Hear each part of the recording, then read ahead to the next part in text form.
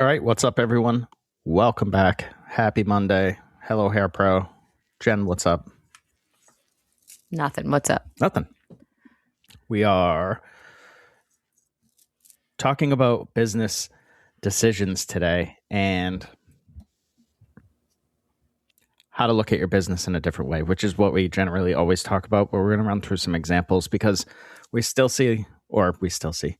always see people asking questions that are like, what product lines sell the best for you? Or should I add a head spa or whatever? All these questions. And I don't know if the answers to those questions are necessarily going to satisfy their actual question, what they're really asking. So we'll get into that a little bit. Anyways, we always start with opening takes. Opening takes. What do you got, Jen? So my client was in the other day. Her name's Connie. She's a hairdresser. I seem to do a lot of hairdressers' hair. But anyway, we were just talking and I didn't realize she was 70 years old. So it gave me much hope that I can do hair into my 70s. And I was very excited. But also what really shocked me with Connie was she is going on Monday to take a class to learn something new. And I thought, whoa, we talk about education all the time. And then we know those people that just don't do anything. And then there's a 70-year-old woman been doing her hair basically her whole life and is still progressing in her career. And it's basically something that, Todd, you always say to me, you don't need to learn everything. But if people are asking you to do a service, maybe there's a need for it. And Connie's clientele has been asking her to do a new service with hair extensions. And she was like, why not try it? So she's going to a class to learn it. And she has a client coming in a few days to practice on a model. And it's just, I think, eye-opening that even, like I said, a 70-year-old woman is still following these education inspirations and is learning something new and is putting it into practice and is excited to try something new in her career. And I just wanted to share. That's really cool. Yeah. My opening take is about positioning. So I think that's what everything pretty much breaks down to in everything, right? Business, relationships, all that sort of stuff. And when it comes to positioning, I think it's all about winning the fight before the fight even begins. And you probably will say, well, how is that even possible? If you don't have the fight, how can you win the fight? I think it goes back to recognizing what the actual fight is. And it goes into this episode that we're going to talk about, like, what is the real issue here?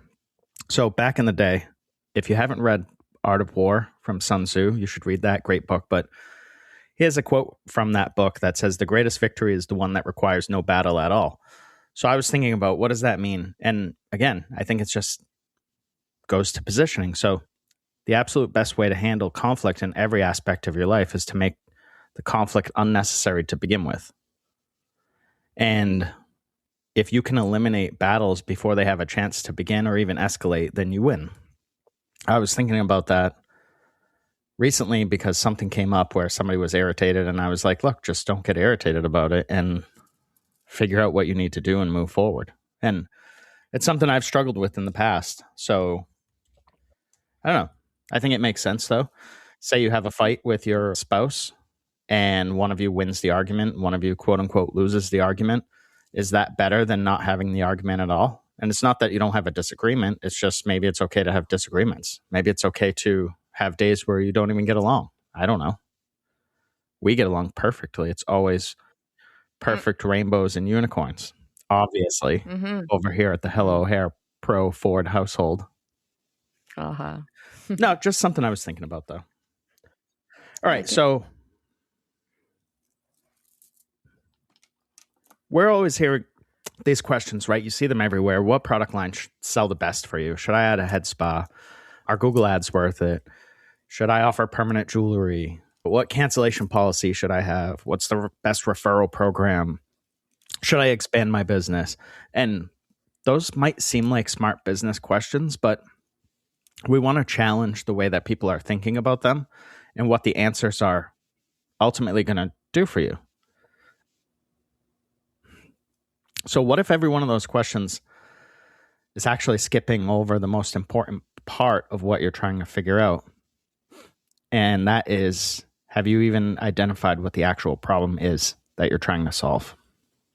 And when we look around to the industry, or really probably any industry, Jen, we love answers, right? We just want the answer or the hack or the tip or whatever. And we think that's going to solve our problem. So we're always like, what works? What sells? What software? What marketing? What service? What product line? And there's nothing wrong with that. But the problem that you're probably trying to solve is a little bit deeper. So I want to talk about 3 layers. I think every question that you ask yourself has 3 layers. And layer 1 would be someone asks basically what product line sells the best. I know I keep using that one, but I've seen it a bunch. Easy to relate. Yeah. So people think I need a new product line. But why would they need a new product line? So layer 2 is what business problem are they actually trying to solve? Maybe it's they need more cash flow. I would imagine that's what most people's issues are, right? Comes down to cash flow. But we can go a layer deeper. So what is the root cause? Like, why is there a cash flow problem? Is your pricing structure messed up? Are you giving discounts? Do you have low retention? Do you have no understanding of your P&L? Do you have a weak culture as far as retail? Do you have poor systems in place? Those are all different causes, and they all require different solutions. But most owners that I see out there are stuck at this sort of layer 1, thinking it's going to solve their problems. So if I get a new product line in and everyone's excited, and then 2 days later, everyone doesn't care anymore, what did that solve for me? You've basically just wasted time. And Jen, you could probably talk about how many businesses, I've been to a bunch with you, that we walk into and nothing makes sense. Not that it needs to make sense to me, but I look around and I'm like, I don't know what's happening here. There doesn't seem to be any one sort of direction that this company is focused on. I don't know, I've seen dozens of product lines, and I've had somebody send me a video that, do you remember the video I'm talking about? Probably is 5 or 6 minutes long because it was like a 2-part video. Someone sent me of their retail section. Like, yes, 3 minutes per video of retail. Do you know how much retail that is? If you're filming in your salon, a video that lasts for 3 minutes of all your retail, and then you have it was like another 2 to 3 minute video again.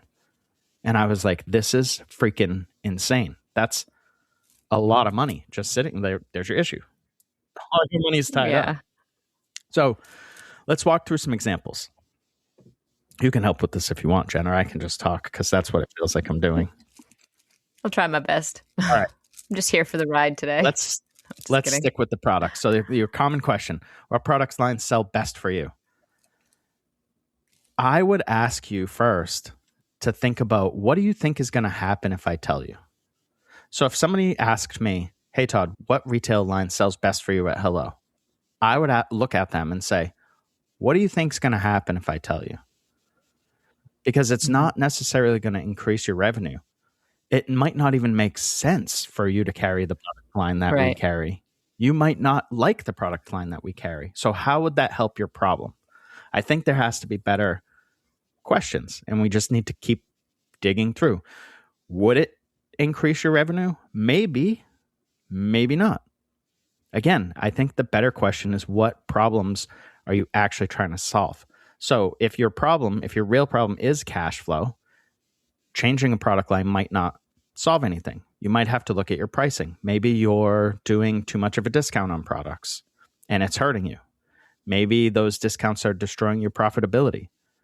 Maybe your team isn't really excited about the products because you're not really excited about the products. You're just trying to sell retail because that's what everyone says that you have to do.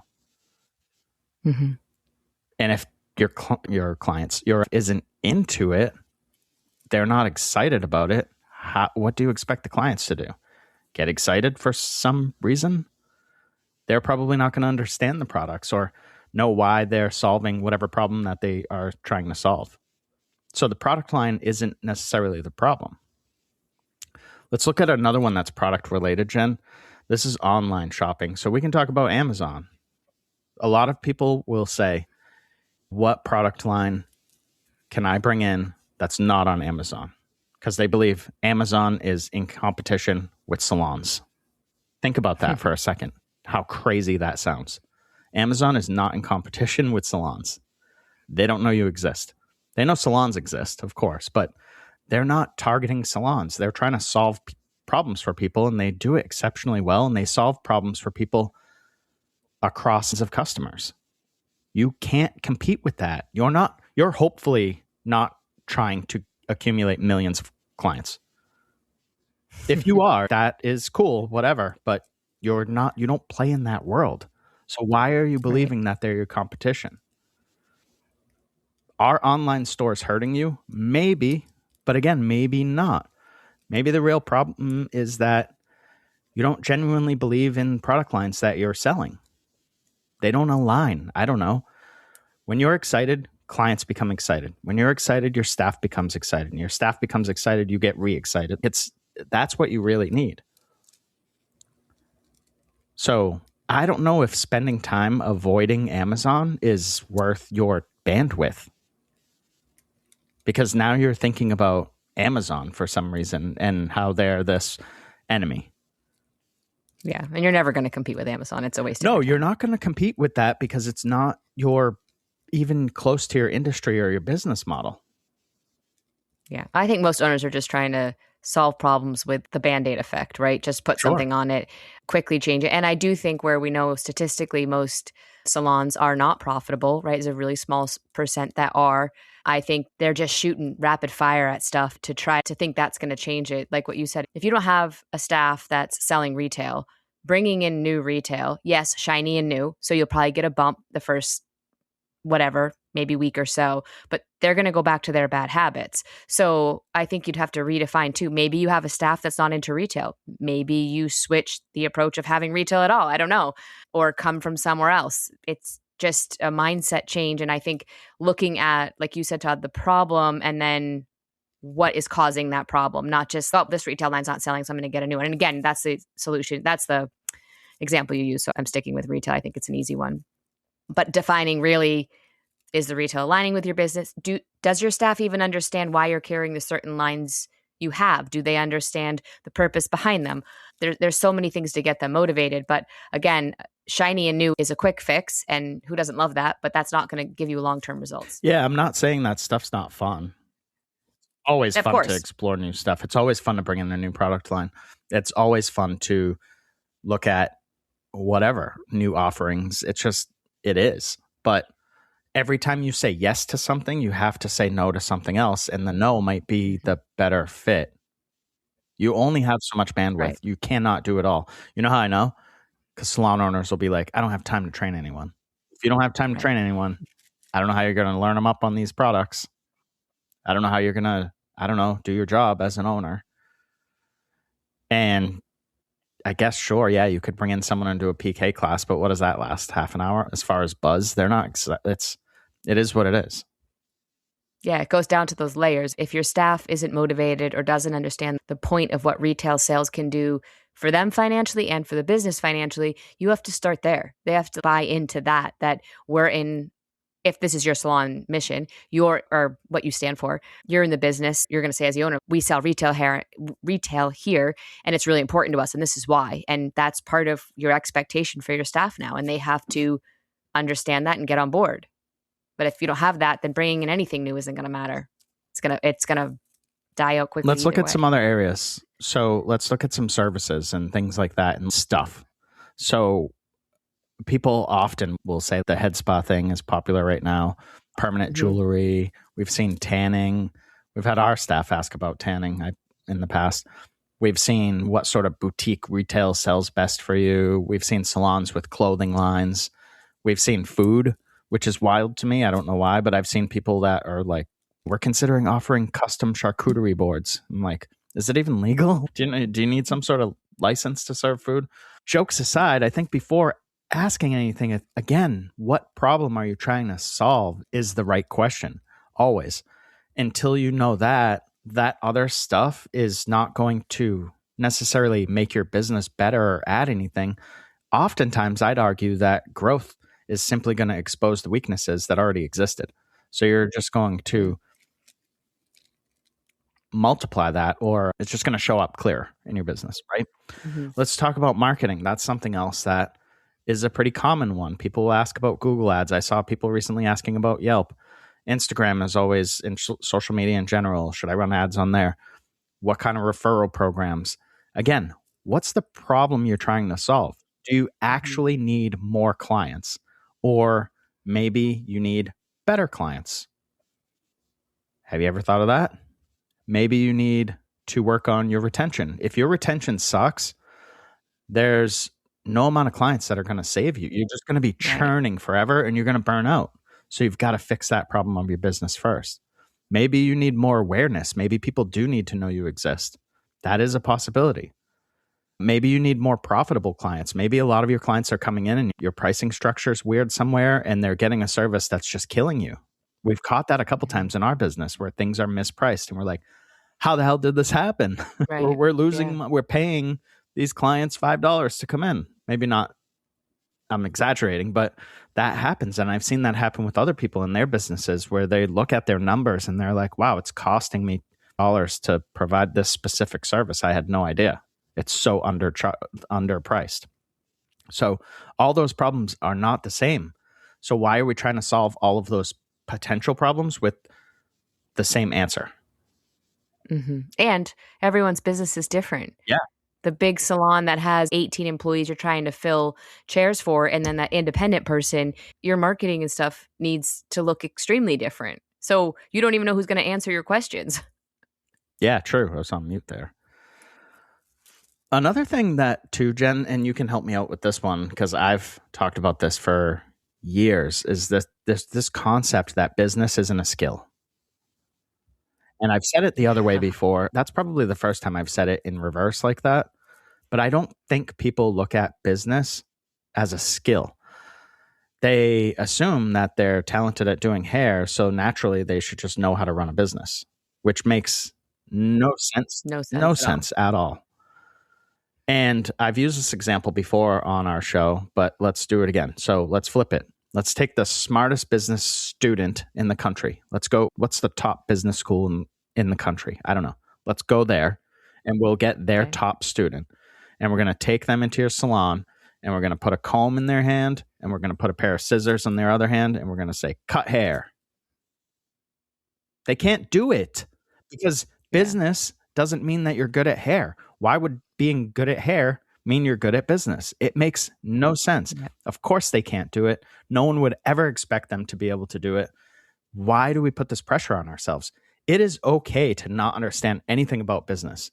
I didn't forever until I actively started pursuing it as a skill and training that skill. You would never just walk in anywhere and assume that you could do something. Maybe you would, but likely you're going to fail. Mm-hmm. You know what's ironic with that is not yet, Jen. Tell us. Most salon owners think, this is what we see and hear, that when you're training your new staff, just watch what I do and then do what I'm doing, right? That's their education program. Just watch me and then you'll learn everything. And we know that doesn't work. We know that they have to practice the skill set. They need to work on mannequins, they need to work on models in order to get better at hair.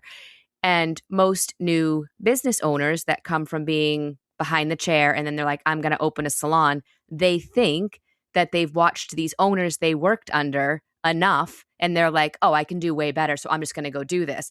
And that it's the same model. You couldn't do hair if you just watched a hairstylist. You can't do business just because you watched whatever business you were in and you're like, I think I can do better. It doesn't equate. It's why they fail. And then they blame school for not teaching them how to do business. It's interesting when you look at it from there.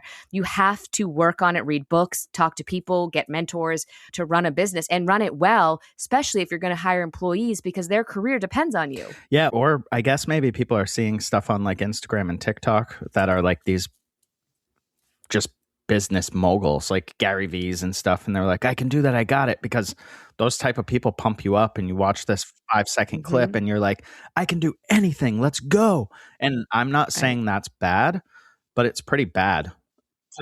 But if you haven't put in the work and done, you have no idea how many nights I guarantee you that those people were up stressed about a business not being able to make payroll or in tears because they lost a huge deal or whatever. No one is putting that stuff out there on TikTok. You know what I mean? Because it's not exciting and it doesn't necessarily sell. So maybe that's it. That's probably the exact reason, Jen. But to think that you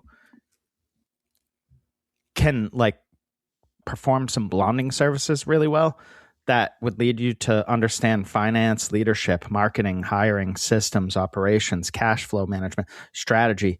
Those are all the components of business. Well, that's not all of them, but that's like a small list of the pieces to the pie.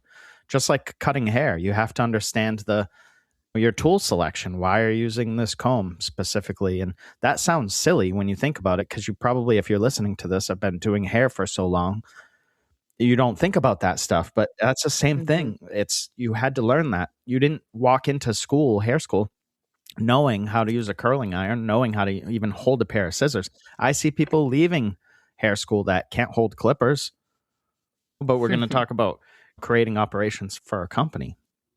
And then I think something happens, right? So a lot of owners do understand that they don't understand. They do realize that they need help. And so then they go back to, what's the business coach that worked for you? They're looking for a Facebook recommendation. They just want a proven system. Give me a book. Point me to a podcast. Even Hello Hair Pro, I say it all the time. Do not do what we do.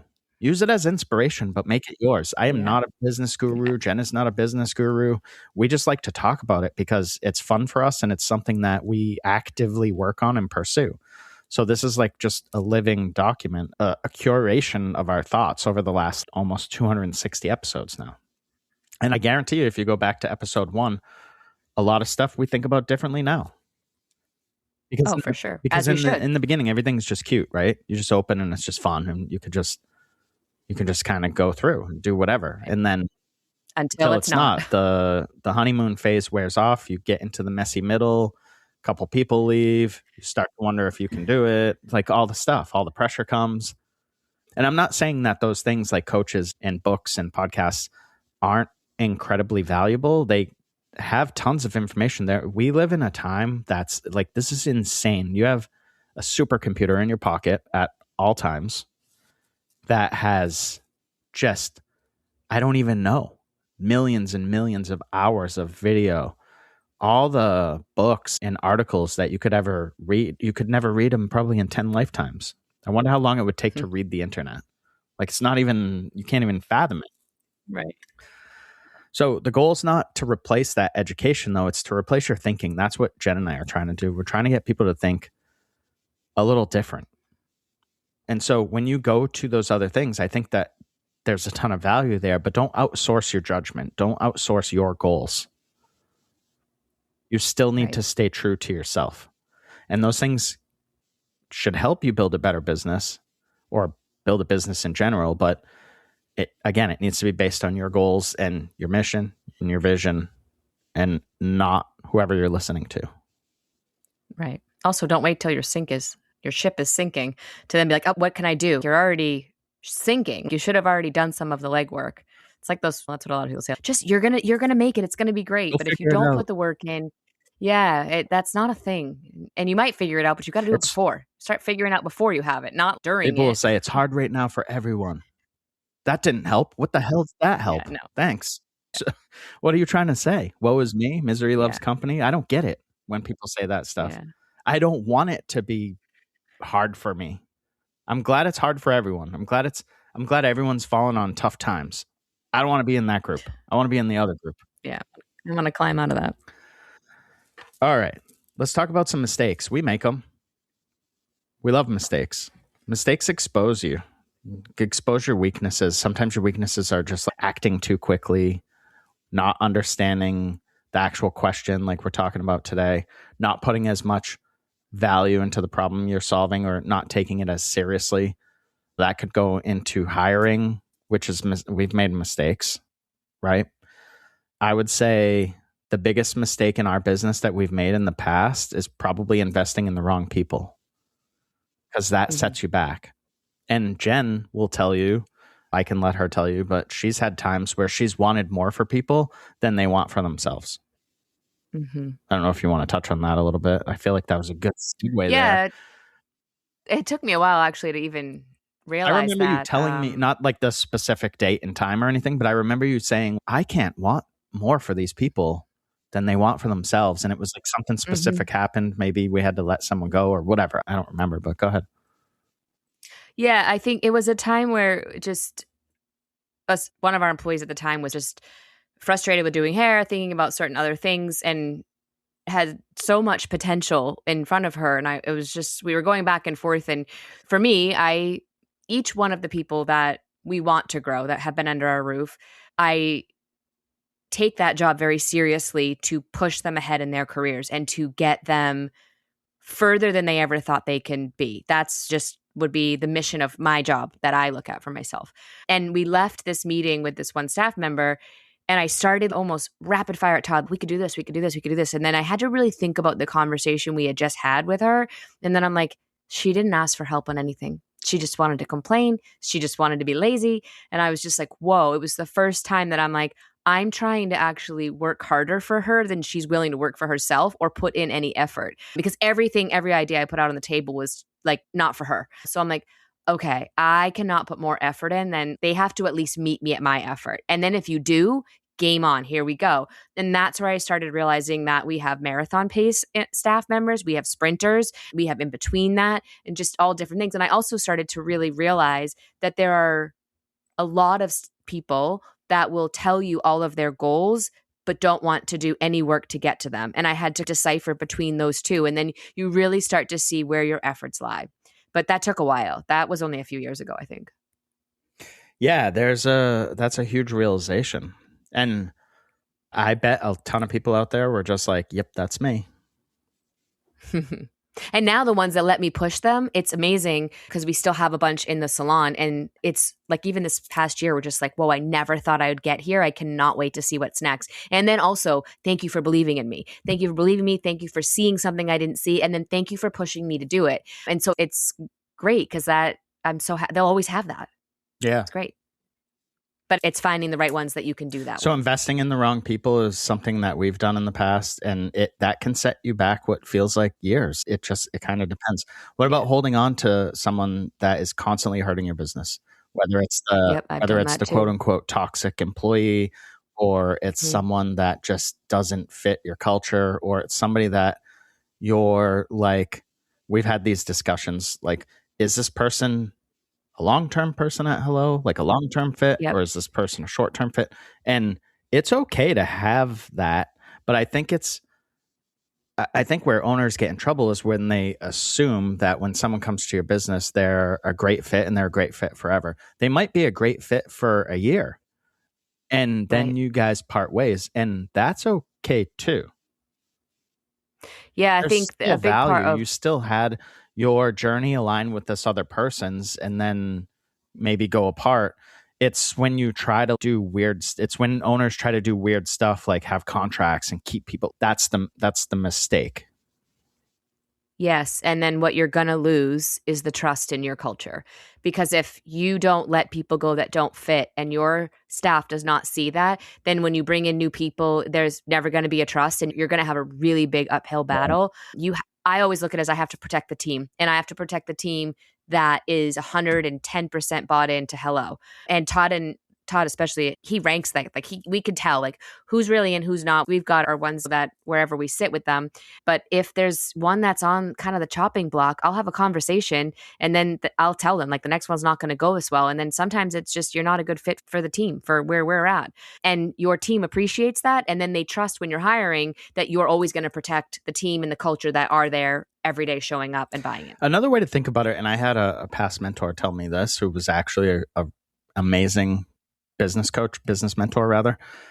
He said to me, the team that takes you from 1 to 10 will not be the team that takes you from 10 to 100. And I think that's something that owners have to constantly evaluate, because that's an expensive mistake to hold on to that first team for too long. And I'm not saying fire people, but they either need to become a different person because they're maturing and they're growing, or you need to find somebody that fits the roles and where you need support more. So I'm not saying that everyone gets fired. We've had people We have someone on our staff that started at Hello 2 years before Hello started, right? Not exaggerating. So you can have people, but she's gone through a crazy amount of growth and maturing over Right. the past like 8 or 9 years that I've known her, you know? Yeah. She's evolved with Hello every single time we've evolved. Yeah, And that's why she's and still truly there. buys in, and she's still there, and I'm grateful constantly Uh-huh. for her. Thanks, shout out Ava. But if she hadn't grown, and I'm just using Ava for an example here, but if she hadn't grown and changed with the changes Right. that we were making in our business, she wouldn't be part of the team because she would be on that 1 to 10 team and not the 10 to 100 team. She's probably on the 100 to 10,000 team, by the way, Yeah. because she's a rock star. Yeah. But that's a choice she's making. If it wasn't, again, it would be a mistake to keep her and almost like a disservice to her, but we're talking about keeping businesses alive. Yeah, I think people build policies around their top performers. I think what I mean by that is they let that stuff slide that is setting your culture back, that's eating away at your culture.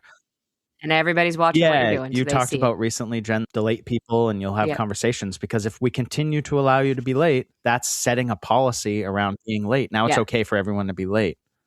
It's just part of Right. the culture here. Or it's Always late. or even worse, that's okay for these people to be late, but not for the rest yeah, of you. That's not that good would be either, bad. you know? Another expensive potential mistake that owners make is trying to solve every problem by adding something new. Sometimes it's removing something. It could be removing a person, like we just talked about. It could be removing a product line. Maybe you need to scale things back. It could be removing a service that, again, is not profitable for you or that you're losing money on and replacing it with more profitable services. You have to make profit in order to have a business. So that's why we keep coming back to that. And at the end of the day, everything falls on you. If you're the owner listening, everything falls on you. That's the job. That's what you signed up for. Everything. And I'm not saying that to create some sort of guilt for people or anything, but when you realize that you own your business, then you can, no pun intended, but own the decisions that you make. And when you have that sense of quote unquote, again, no pun intended, ownership over everything you're doing, you'll start looking at things differently. Mm-hmm. I want to talk about a sort of a decision filter, Jen, that we created by accident one day. And I don't remember exactly how it happened, but you came to me with an idea. And I remember looking at you and just saying, make it make sense. Do you remember what that was? You don't have to say it if it's no. Mm-mm. But do you remember me saying that? Yeah, for sure. I've talked about that on the podcast. And you got before. frustrated with me, but I was like, Jen, it has to align and support our core values. It has to support our mission. And it has to move us closer to our vision. And if the answer is no, it doesn't to any of those, it's a no. We're not doing it. We're not bringing it in. We're not adding it, whatever the thing might be. It's a no. And again, it's not because it's a bad idea. When I say no, it's because it's just not the right idea for our business. It doesn't mean that it wouldn't work fabulously for someone else. But right. Plus, I'm a spaz sometimes, and I forget that there's rules. Again, it goes back to your bandwidth too. If you're an owner that's like, I am burnt out and whatever, adding stuff is only going to add to that. You only have so much energy to give back to the universe. So you can't just give, build, add. I just felt like I needed a third thing there. Because you're going to burn out. Now, the other side of that too is that everything you say yes to, now you might be missing on an actual opportunity that would align and would help your business. Which is where I think the pause comes in. We've talked about this and we can wrap up, Jen, now. Before you even look for the answer to a question, you should pause. Take some time to think. That's your time. We talk about it in the 5 modes episode, but that's your time where maybe take a walk, go out into the woods. I'm not joking. Go clear your mind. Because when you come back, you can ask yourself, what problem am I actually trying to solve? What do I think is going to happen if I do this? Is there a different question I should be asking? And don't chase those answers, but instead, like, really diagnose the problems and then choose your solutions based on them. If that makes sense. Yeah, I love it. Cool. So anyways, don't stop asking questions. Just maybe ask better ones. Definitely. Next time you're on a Facebook group and you're about to type in what product line sells best for you or what software is the best software for the cheapest price, ask yourself what problem you're trying to solve. What problem are you actually trying to solve? And then once you identify that, the answers are going to change. Yes. Right? And business is its own skill. I'm going to make shirts with that. I like business is its own skill. Right there. See what I did? I just contradicted my entire self. Now I'm in apparel. Now I do apparel. All right. Anyways, I guess that's it. See everyone later. Okay. Bye, everyone. Have a great day.